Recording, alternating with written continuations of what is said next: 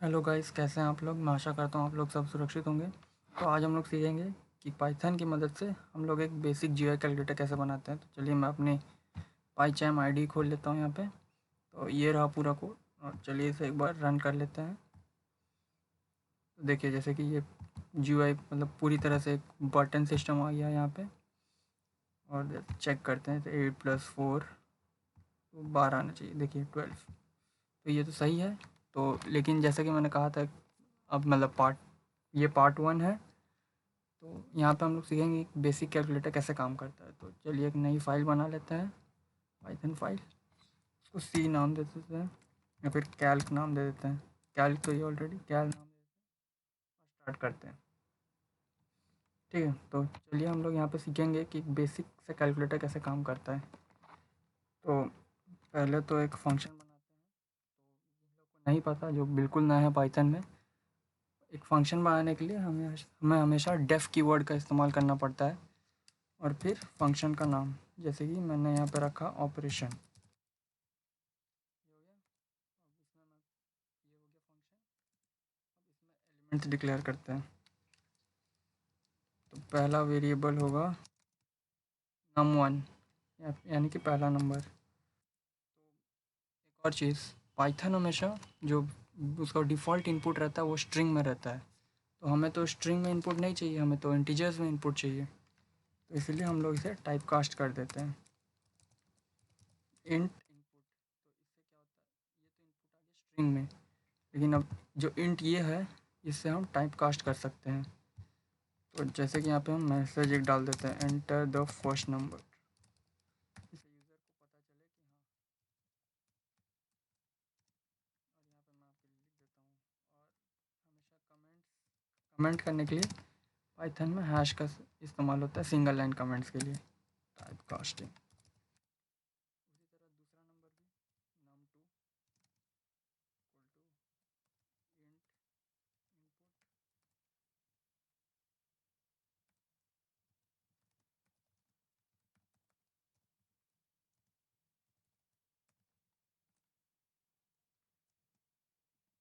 ये देखिए मतलब दो नंबर वाले इनपुट हो गए।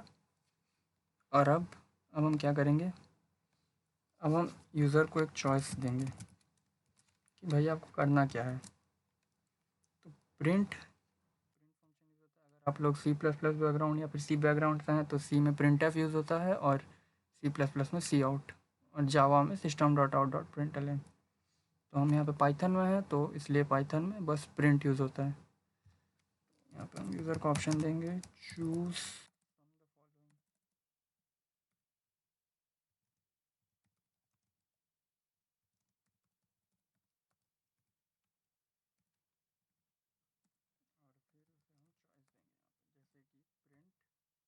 फॉलोइंग। और फिर उसे हम चॉइस देंगे यहाँ पे, जैसे कि print 1 for addition, print 2 for subtraction, multiplication,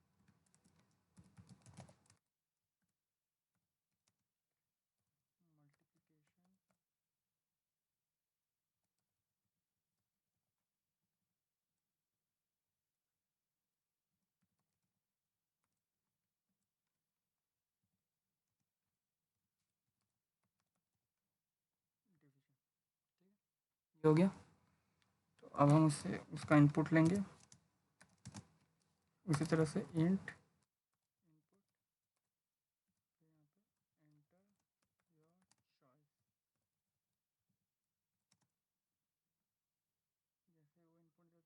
देते हैं, इसके यूज़र के इस इनपुट को हम लोग एक फंक्शन में पास कर देंगे जिसका नाम मैं कैल्क दे रहा हूँ यहाँ पे। उसमें एक पैरामीटर पास कर देंगे ch। तो चलिए पहले इस कैल्क फंक्शन को बना लेते हैं। देखिए आप एक चीज़ नोटिस करिएगा, अभी यहाँ पे क्योंकि मैंने यहाँ पे फंक्शन डिफ़ाइन नहीं किया है और डायरेक्ट कॉल कर दिया है, इसलिए इस कैल्क पे रेड लाइन आ रही है। अब जैसे ही मैं यहाँ पे इसको डिफ़ाइन करता हूँ रेड लाइन हट जाएगी। आप ध्यान से एक बार नोटिस करिएगा। देखिए जैसे ही मैंने डिफ़ाइन कर दिया, ये रेड लाइन हट गई। तो अब हम कैल्क फंक्शन में क्या देंगे, जैसे कि हम यहाँ पे एक पैरामीटर पास करते हैं एन।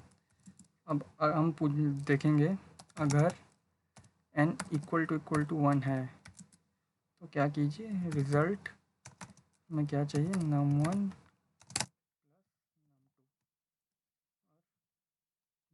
प्रिंट कर दीजिए रिज़ल्ट।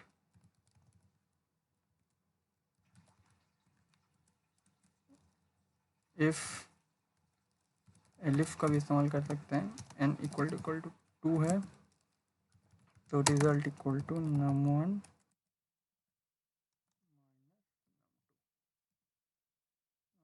प्रिंट कर दीजिए रिज़ल्ट। अगर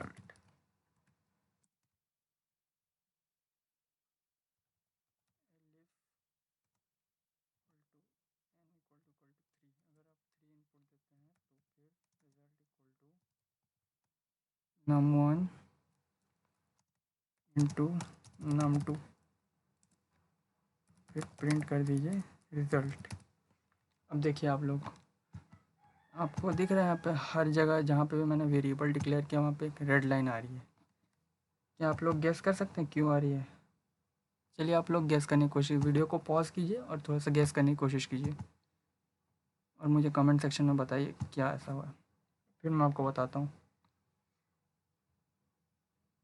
चलिए मैं आपको यहाँ पे बता देता हूँ। देखिए तो बेसिकली ये जो है num1 और num2 ये जो वेरिएबल्स हैं वो बस इस फंक्शन के लिए एप्लीकेबल हैं और यहाँ पे वो नहीं आ रहे हैं। तो इसलिए हम लोग क्या करना होगा, हम लोग को इन num1 num2 को ग्लोबल बनाना पड़ेगा ताकि वो पूरे प्रोग्राम में एप्लीकेबल रहे। तो उसके लिए हमें क्या करना है, कुछ नहीं बस सिंपल सा ग्लोबल num1। देखिए जैसे ही मैंने ग्लोबल num1 लिखा, यहाँ पे देखिए सारे num1 के रेड लाइंस हट गए। उसी तरह से ग्लोबल num2, देखिए अब ये सही से काम करेगा। ठीक है, चलिए फिर एक और बार एलिफ एन इक्वल टू 4। अब यहाँ पे इम्पोर्टेंट चीज़ ये है, जैसे डिवीज़न है तो डिवीज़न में क्या होता है कि अक्सर हम लोग क्या बोल सकते हैं, पहला नंबर 1 इनपुट कर सकते हैं और दूसरा 0 इनपुट कर सकते हैं। यूज़र तो कुछ भी इनपुट कर सकता है, उसकी मर्ज़ी है। तो जैसे कि हमको पता है कि मैथ्स में डिवीज़न बाय 0 पॉसिबल नहीं है तो ये एरर थ्रो करेगा। उसके लिए हम लोग यूज़ करेंगे एक्सेप्शन हैंडलिंग। उसके लिए हम यूज़ करेंगे ट्राई एक्सेप्ट ब्लॉक। तो यहाँ पे ट्राई ब्लॉक में हम लोग लिखेंगे हम लोग को जो डिज़ायर्ड रिज़ल्ट चाहिए,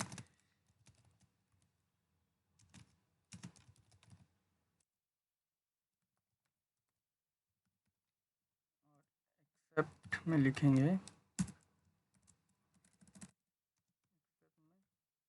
ज़ीरो डिवीज़न। तो पाइथन में बेसिकली 4 तरह के एरर्स होते हैं। एक होता है ज़ीरो डिवीज़न एरर, एक होता है एट्रीब्यूट एरर, एक होता है एंड ऑफ फाइल एरर, एक होता है टाइप एरर। तो यहाँ पे ज़ीरो डिवीज़न एरर क्योंकि यही होने वाला है और हम यूज़र को एक मैसेज प्रिंट करके बताएंगे डिवीज़न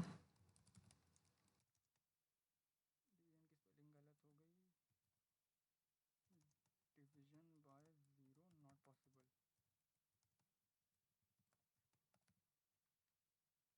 हो गया।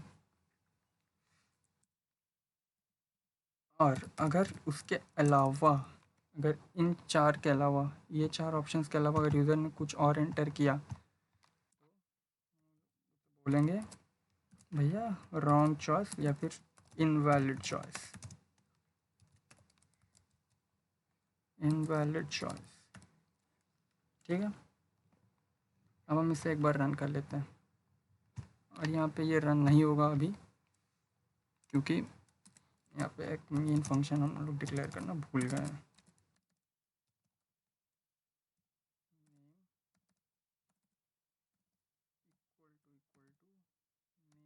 अब ये क्यों ज़रूरी है, क्योंकि जब भी प्रोग्राम एग्जीक्यूट होता है तो कंपाइलर हमेशा मेन फंक्शन ढूंढता है उससे एग्जीक्यूट करने के लिए। यहाँ पे कुछ गड़बड़ी हो गई, एक सेकेंड।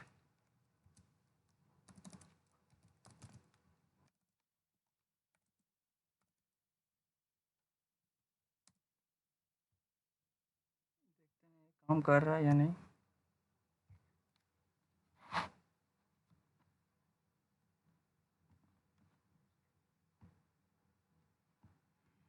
कहाँ पे गड़बड़ी हो गई यहाँ पे,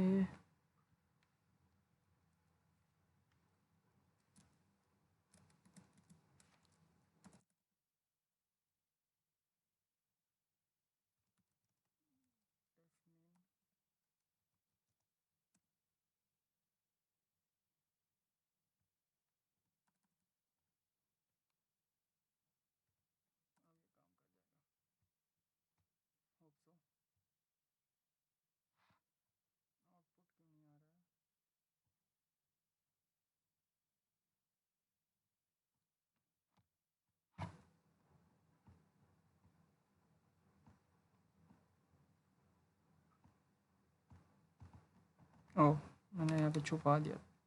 देखिए जैसे काम कर रहा है। तो पहला नंबर जैसे कि 2, नंबर 5। ये हम लोग यहाँ पे चाहते हैं मल्टीप्लिकेशन हो। 2 × 5 10, तो ये तो सही है। लेकिन अब क्या, अब अगर मुझे दोबारा नंबर इनपुट करना होगा तो क्या मैं फिर से फंक्शन रन करूँगा? तो बेसिकली मुझे ये चीज़ नहीं पसंद कि बार बार रन करना। तो अभी हम लोग क्या करेंगे, अभी इसको हम लोग ऐसे बनाएंगे ताकि जब तक एक यूज़र ना चाहे तब तक ये एग्ज़िट नहीं होगा। हमें क्या करना होगा, हमें एक और फंक्शन बनाना होगा, हम नाम देंगे चॉइस। क्या करेंगे, इसमें एक मैसेज डिस्प्ले करेंगे, प्रिंट वांट टू कंटिन्यू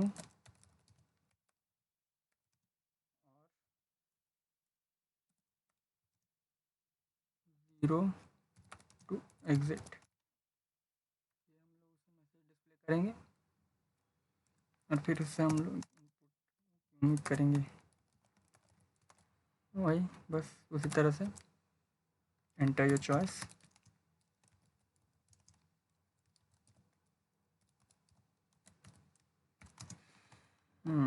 और फिर हम लोग कंपेयर करेंगे, इफ़ n इक्वल टू 1 तो आप ऑपरेशन में जाइए, एल्स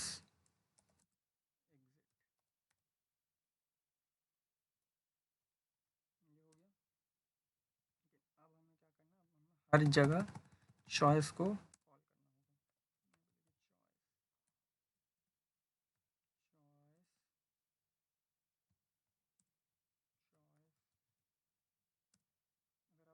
कॉल नहीं करेंगे तो ये नहीं होने वाला सही से।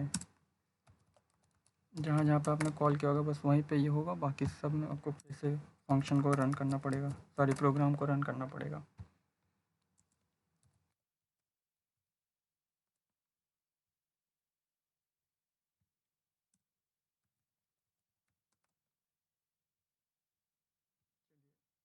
ये हो गया है। अब देखते हैं कि क्या हमने सही सही सब कुछ किया है। देखिए पहला नंबर 3, दूसरा नंबर 0, तो यहाँ पे हम 0 डिवीजन अभी देख लेंगे एक बार।